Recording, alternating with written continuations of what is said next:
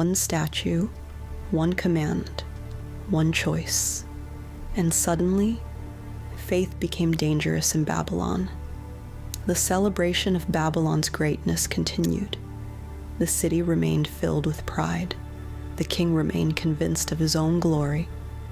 And with every passing day, the warning hidden inside the dream faded further from Nebuchadnezzar's mind. He still remembered the image, the golden head, the silver chest, the bronze body, the iron legs, the stone not cut by human hands. But instead of focusing on the warning, he focused on the gold, the head of gold, the symbol of Babylon, the symbol of his kingdom, the symbol of his greatness. And slowly, an idea began taking shape inside his heart.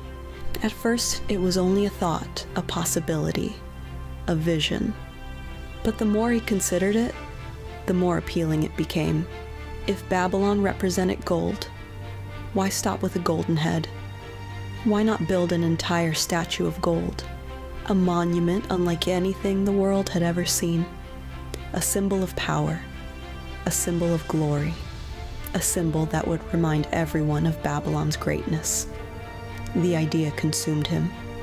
Day after day he thought about it. Night after night he imagined it. Until eventually, the king made his decision. The statue would be built.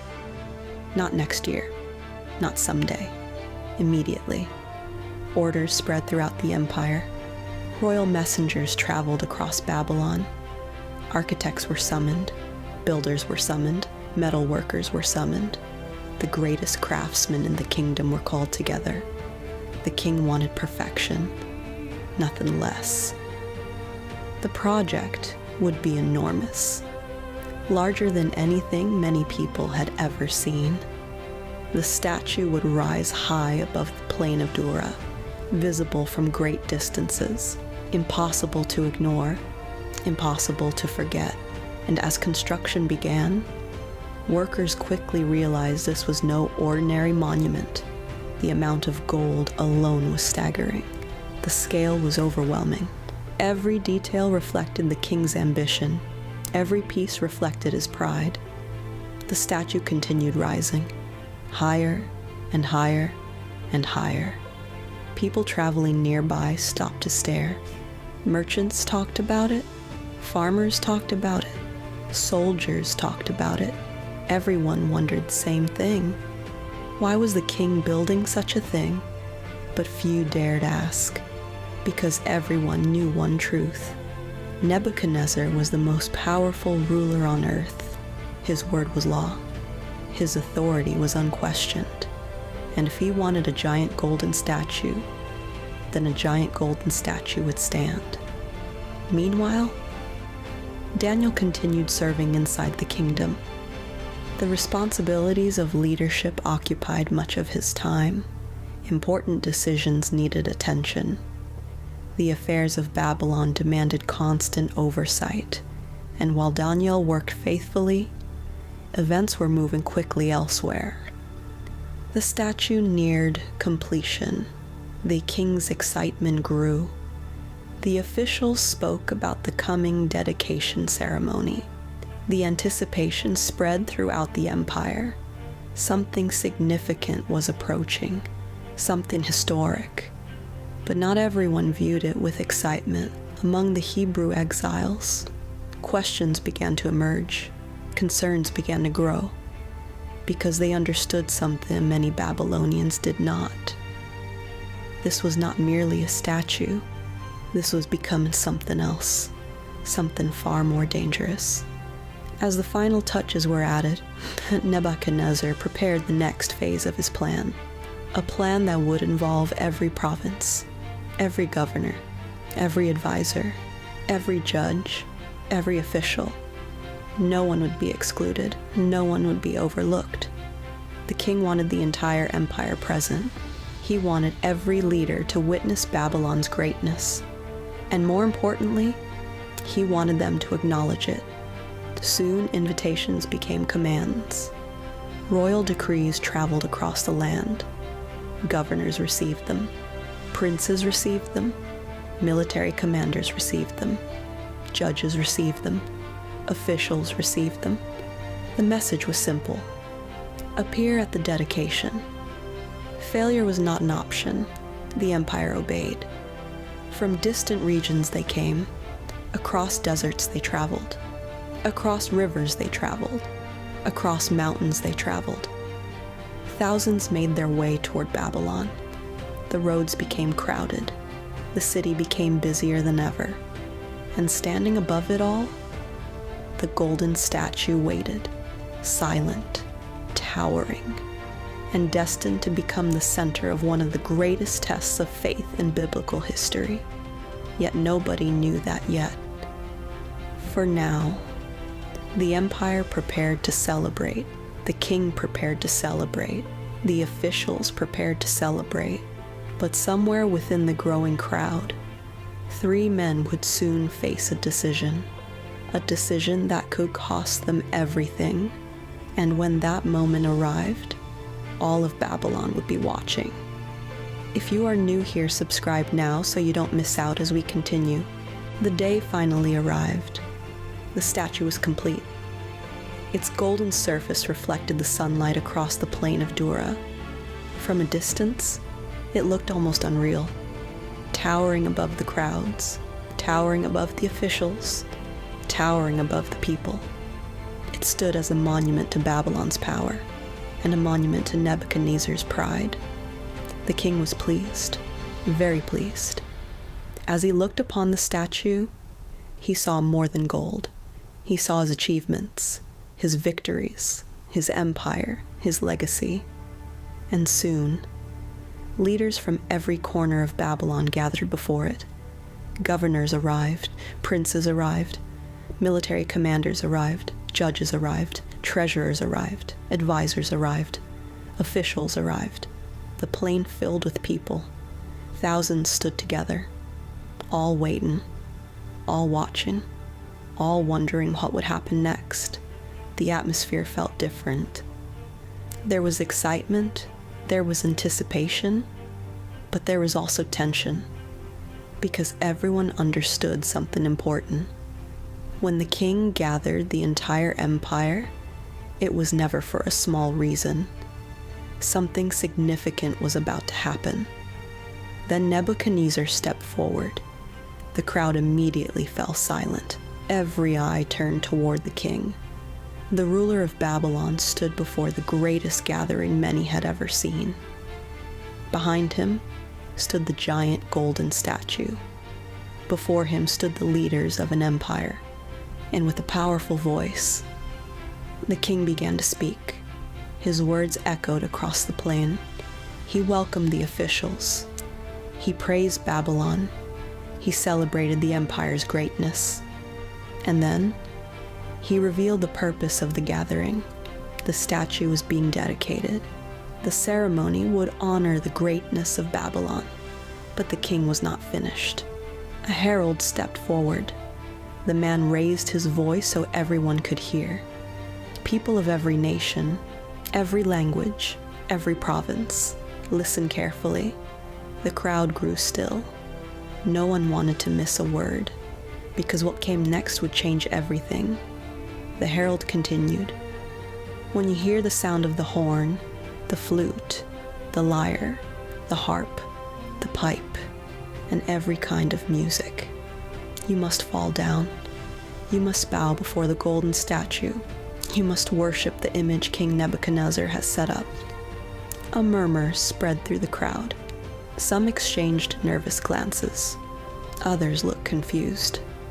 Many simply listened. The herald raised his voice again. Anyone who refuses will immediately be thrown into a blazing furnace. The words hit the crowd like thunder. A furnace? Death? For refusing to bow? Suddenly this was no longer a celebration. This was a command. A command backed by fear. A command backed by power. A command backed by the threat of death. The crowd fell silent. Some people stared at the statue. Others stared at the king. Nobody spoke, because everyone understood the choice. Bow or burn. Obey or die. The message could not have been clearer. Nebuchadnezzar wanted more than respect. He wanted submission, and now the entire empire faced a test. For many people, the decision was easy. They had no problem bowing. They had no problem following the crowd. They had no problem doing whatever the king demanded. After all, their lives depended on it. But among the crowd stood men who served a higher authority, men who remembered God's commandments, men who knew the law of Israel, men who understood that worship belonged to God alone. Shadrach, Meshach, and Abednego. They stood among thousands, yet their hearts were already troubled, because they knew exactly what this command meant. This was not simply about loyalty to Babylon. This was about worship. This was about faith. This was about obedience to God. And no matter how powerful Nebuchadnezzar was, he could never take God's place. The music had not started yet. The decision had not yet been tested. But the battle had already begun inside their hearts. Around them, the crowd continued preparing. Officials talked, soldiers moved into position, musicians assembled their instruments. The ceremony approached, and with every passing moment, the tension increased. Far away from the statue, the giant furnace burned. Its flames danced against the sky. Workers fed it constantly. Its heat could be felt from a distance. Everyone could see it. Everyone could understand its purpose. The furnace was not there by accident. It was there as a warning to anyone who dared disobey. And that warning terrified many people. But fear can do strange things. Sometimes fear forces people to compromise. Sometimes fear forces people to surrender. Sometimes fear causes people to abandon what they know is right. The king understood this. That was why the furnace stood nearby. It was part of the command, part of the pressure, part of the test. Soon the musicians received their signal. The moment had arrived. Thousands waited. The king waited. The officials waited. The statue stood gleaming beneath the sun. And in a matter of moments, every person on that plain would reveal where their loyalty truly belonged. Some would bow without hesitation. Some would bow out of fear. Some would bow simply because everyone else was bowing. But 3 men were about to make a decision that would echo throughout history. And when they made that choice, Babylon would never be the same again. If you are enjoying this story, subscribe and stay with us until the end, because the greatest moment is still ahead. The music was about to begin, the test was about to begin, and faith was about to be put on trial. The moment had arrived. The crowd stood waiting. The musicians raised their instruments. The king watched from his platform. The golden statue gleamed beneath the sun. And then, the music began. The sound echoed across the plain. Horns sounded, flutes played, harps filled the air, voices blended together. The ceremony had begun, and almost instantly, the crowd responded. Thousands fell to their knees. Governors bowed, princes bowed, military commanders bowed, judges bowed, treasurers bowed, officials bowed. The entire plain seemed to move as one. A sea of people lowering themselves before the golden image. It was exactly what Nebuchadnezzar wanted. A display of unity, a display of obedience, a display of power. But not everyone bowed. Among the thousands, 3 figures remained standing: Shadrach, Meshach, and Abednego. They heard the music. They understood the command. They saw the furnace. They knew the consequences. Yet they remained standing. Not because they were rebellious. Not because they hated Babylon. Not because they wanted attention.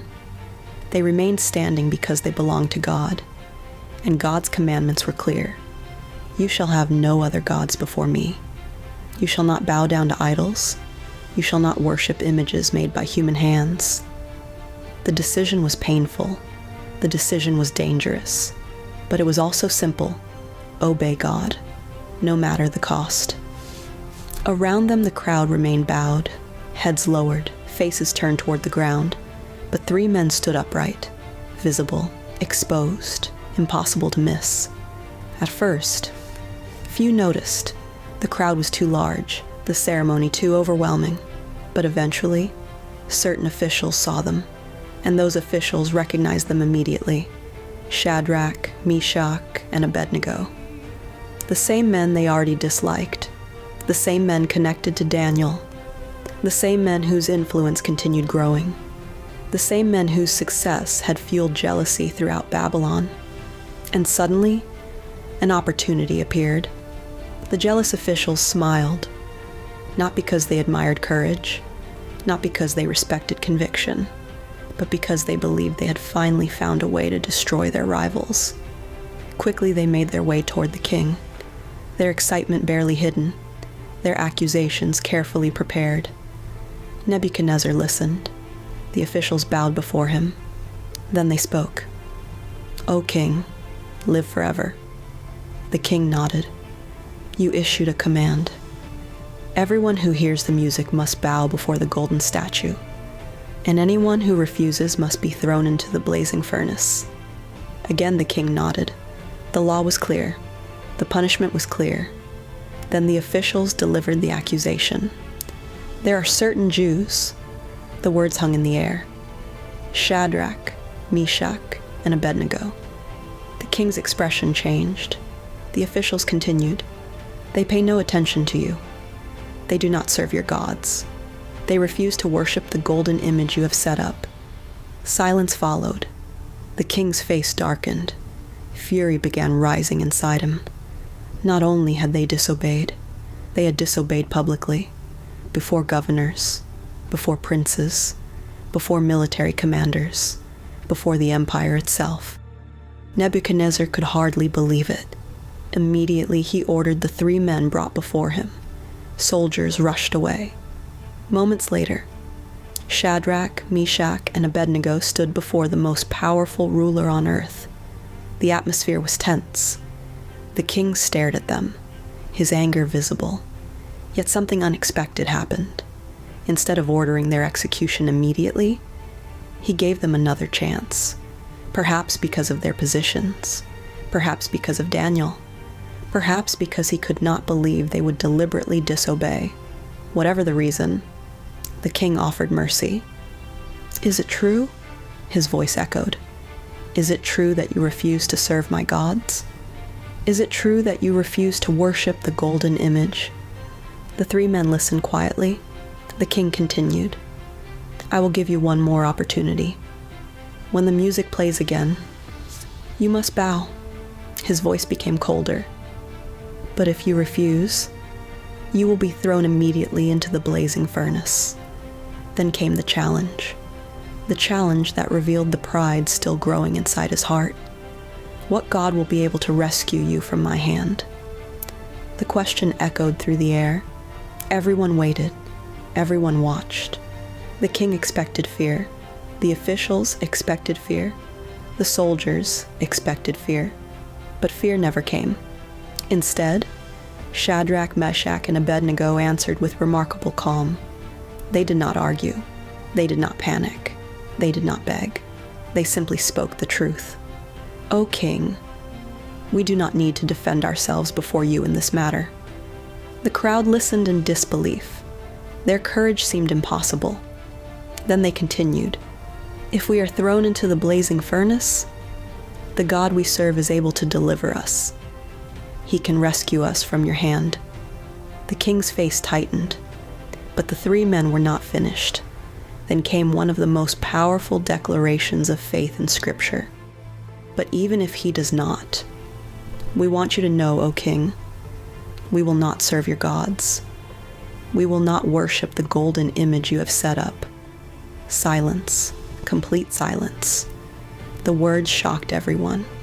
Even if God does not, even if the miracle never comes, even if death awaits, we will remain faithful. That was true faith. Faith that trusted God regardless of the outcome. Faith that obeyed even when obedience seemed costly. Faith that could not be threatened. Faith that could not be bought. Faith that could not be intimidated. And Nebuchadnezzar exploded with rage. His face twisted with anger. His pride had been challenged. His authority had been challenged. His command had been rejected. Immediately, he ordered the furnace heated 7 times hotter than normal. The strongest soldiers in Babylon stepped forward. The furnace roared. The flames climbed higher. The heat became unbearable. And the king prepared to make an example of the 3 Hebrews. But neither the king, nor the crowd, nor the jealous officials had any idea what was about to happen next, because the God who revealed dreams was about to reveal his power, and what happened inside that furnace would be remembered for generations. Thank you for watching. If you've enjoyed this episode, subscribe and join us as we continue the story of Daniel. Watch the Daniel playlist for previous episodes, because in episode 11, the furnace doors will close, the flames will rise, and Babylon will witness a miracle no one can explain. Don't miss it.